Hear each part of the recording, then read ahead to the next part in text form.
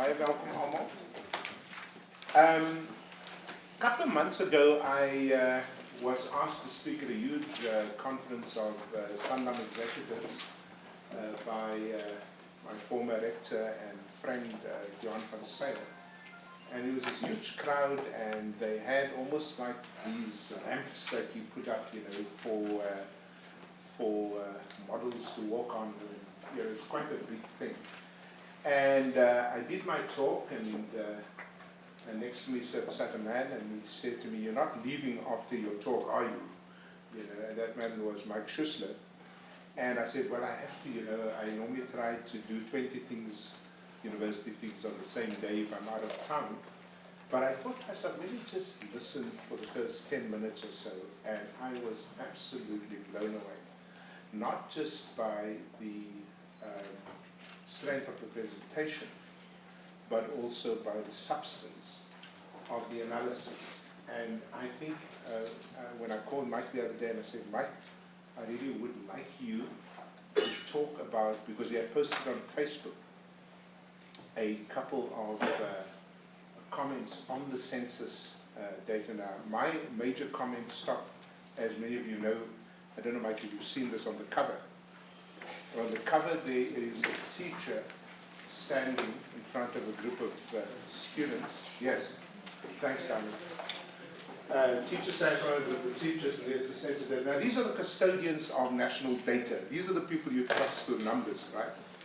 And would you believe it, this teacher's got a set of long division sums, as we used to call it, behind her on the blackboard or the green board. And sum number 3 says 21 divided by 7 is 6, and I said, "Oh my God.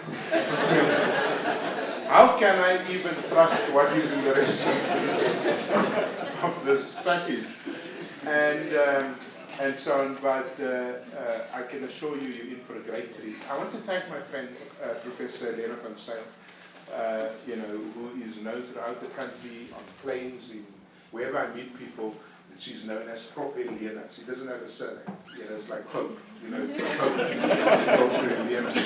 And I said to Lena, it's a Friday afternoon. Most of the students have gone, finished their exams already, and the staff tend to not work on a Friday. You discover it. Can you fill me a hall with your students? And true to form, she did that. So I want to welcome all of you. I wil julle baie hartlik bedank dat julle hier is. So ek sê julle is in vir 'n treat. Want hierdie man weet waarvan hy praat. But I just want to welcome you. Philippe, who knows Mike much longer than I have, is going to just give a few personal details, and then we get the show out. Professor Philippe Berbies in our economics department. So I'm not going to make a big story. Yes, Mike and I know each other for 15 years. We met at a conference in Durban in 1997, so this goes back quite a while, and we had dinner that evening, and since then we've known each other. Mike runs, as you can also see at the bottom here, he runs economist.coza, and it's a very interesting, lots of research that they do, and I can tell you this, from all the private sector economists in this country, Mike is really one of the best. So you can really listen to what he says. Mike, we would very much like to welcome you here. By the way, Mike also taught in the MBA program a number of years back in my macroeconomics class, and I can tell you, he gives you the truth. So, Mike, thank you very much. I don't need that right now, I think. Okay, I'm going to take one aspect of the census and start with that, because I'm a white guy, and I saw this thing and says, whites earn 6 times more than blacks. And I'm just going to remind you that this is families, not individuals, that we're talking about in the census for 1 minute, okay? So I thought, but, you know, that's a little bit of a vuvuzela moment here. And Christo van der Rede, who Jonathan would also know, who's part of the AHI, who's the president of the AHI, said that Trevor Manuel said that with this census they don't want to play vuvuzela politics.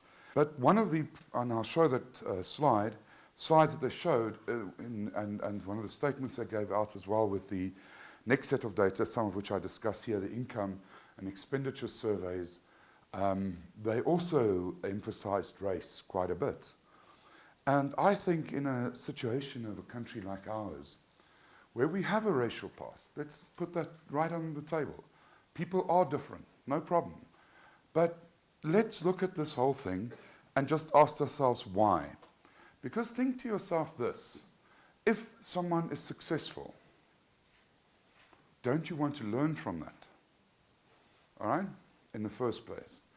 And the second place is, what is keeping the other people from being not so successful? Isn't that something that we should have a look?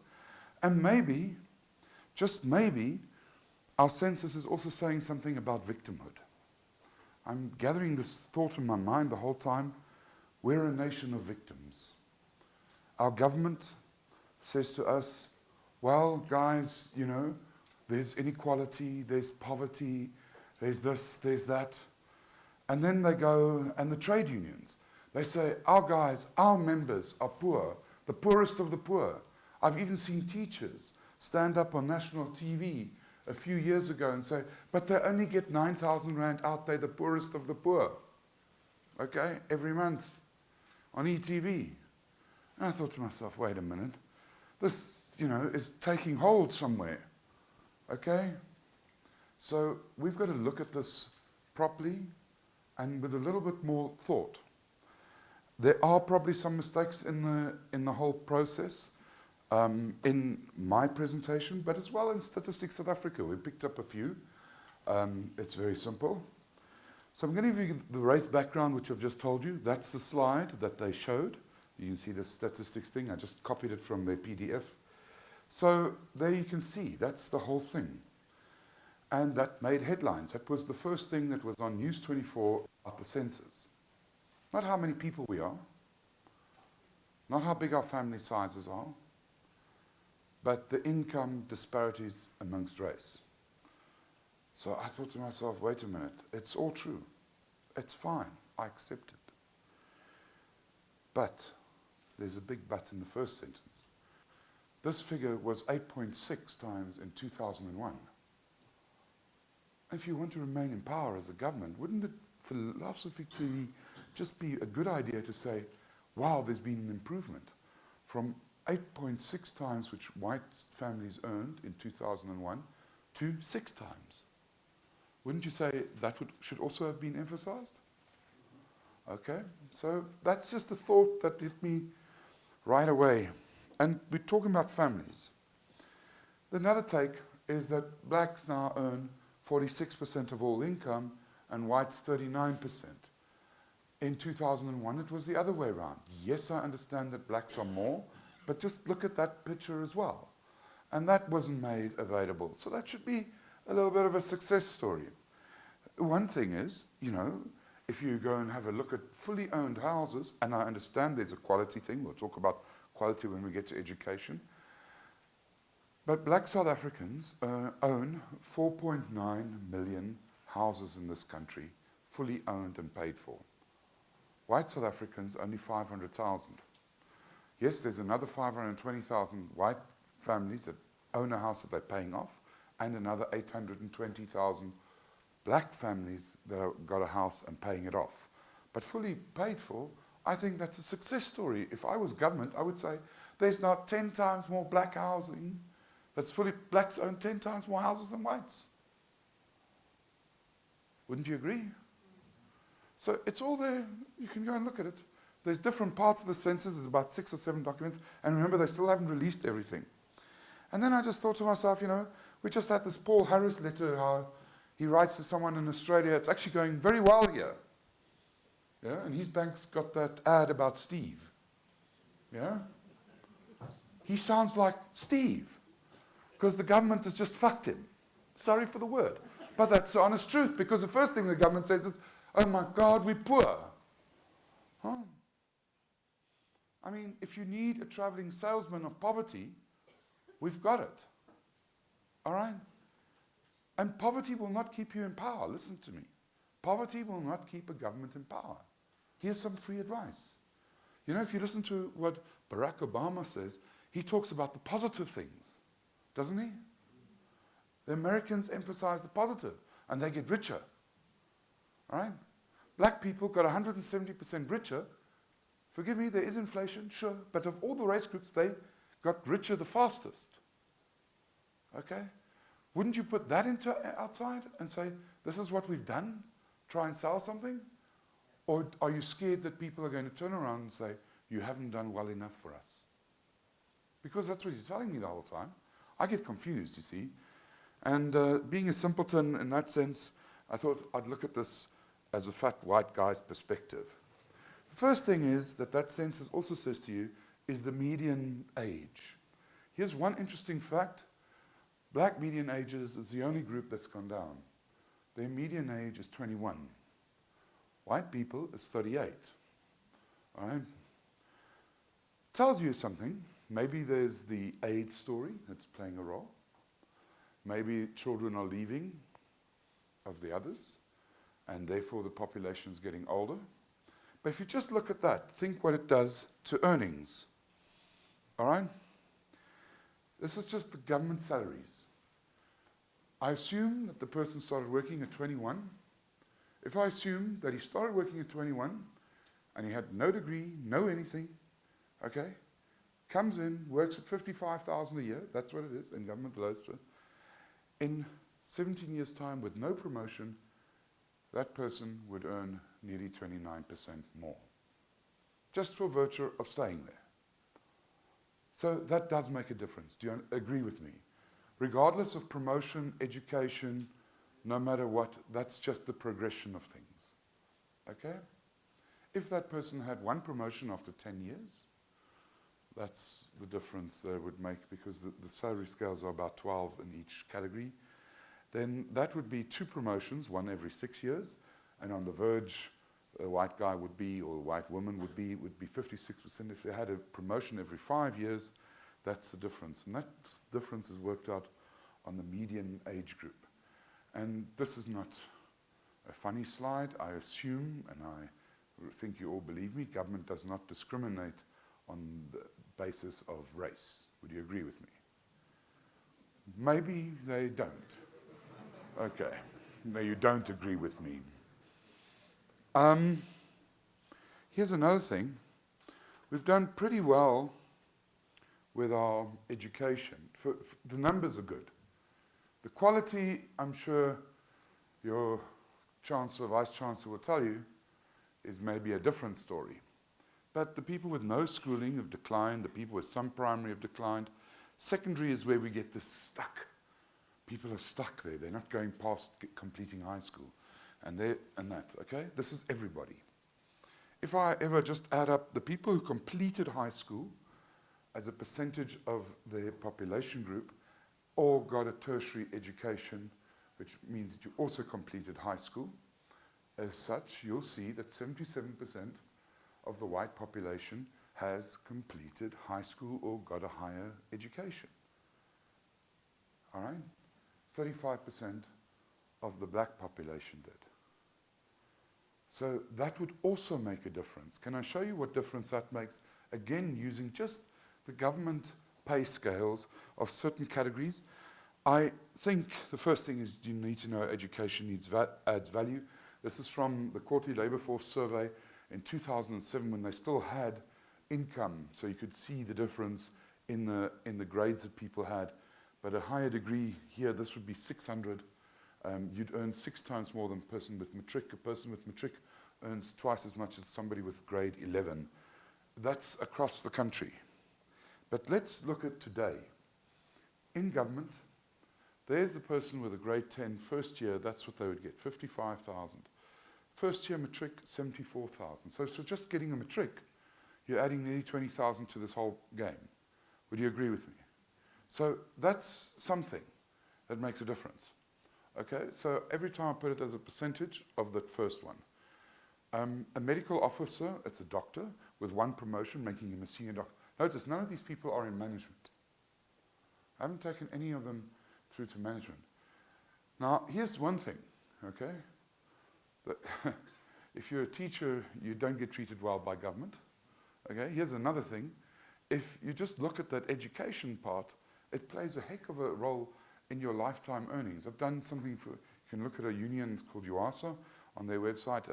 It was the 8th South African Employment Report. The data is a bit old, but the same principles apply. Okay? Forget the fact that the guy with a grade 10 has a higher unemployment rate than the guy with a matric. And the guy with a matric has the average unemployment rate of South Africa, and the person with a tertiary education completed has a very low. Yes, it is higher for blacks. It's 13% with a degree and only 3.2% for whites. So I have no problem in saying that to you. Right? But also go and have a look at that whole picture of just the education part. And that's the stuff that I say. I'll leave this here with you. That's what I just said. The field of study, this didn't come out so nicely. But if you look at lawyers earn money. I mean, they really earn money, okay? If you want some advice, agriculture is not bad. Business, commerce, and management. Down here, what you can't see is services industry, like the hotel industry. Okay, the hotel industry, if you're working in the hotel industry, even with a degree, you're getting about a third of the money that somebody else earns. And if you think teachers, well, if you go and look, where is education is here. Education gets roughly, I would say, half of what the top 2 or 3 categories get. So field of study also makes a big, important difference. Okay, so you need to take these things into account if you're looking at your earnings. Obviously, you must take into account what you like. Money isn't everything, okay? I like economics, that's why I do it. And that brings me money, okay? Not the other way around. All right? That's as simple as you can make it. But so education makes a difference. It also plays a different role. If you look at labor force participation rates, I'm going to start with this one on this part too. So this is a very big thing. Labor force participation rate means everybody that works, wants to work, and is, if not in a job, looking for one. Okay? So there's also quite a big difference. It's about 53. It's actually a bit less than that number. We just added up male and female and divided it by 2, but they're actually a bit more females, and they have a lower one in all these race groups. But that puts it 73 to 53 is a good example. That would also make a difference. So with other words, whites are 36 times more likely to be participating in the labor force, which would also make, you cannot enforce somebody being in the labor force. We left slave camps some time ago. All right? So that's also part of this equation. So that's what people don't tell you. And that's what worries me, that that's a big figure. Here's a bit of a scary figure. The census says, the quarterly labor force survey and the census don't quite coincide with all the numbers on the labor force. But let's look at the census. 69% of whites are in employment, but only 35% of blacks. So whites have a participation rate higher, but an actual employment rate that is double that of black South Africans. Sorry that I'm leaving the middle, the Indian and the colored guys out. I don't mean to, but you've got the figures behind me. I'm just putting in this short time period stuff together that you can have a look at. So that would also make a difference to a family's earnings. Would you agree with me? So if you look at a nuclear family, because we aren't nuclear anymore, we're actually less than nuclear. A nuclear family would be 4 people, they think, okay? Do you know how many people the family size of South Africans is at the moment? 3.5, just below that, about 3.4, I think. Okay, so that's the South African story. So this means that it's more